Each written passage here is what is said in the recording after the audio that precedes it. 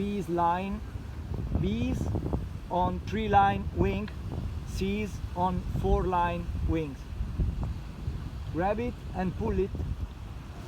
Don't worry, you can release the brakes all the way.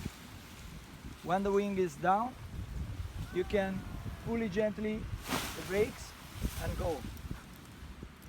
Now take these lines, the B's or C's shorter, put your handles, toggles in the magnets, and then in this way take all the lines together with these shorter.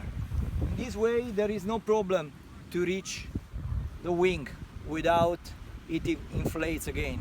Okay, pull it like this and go.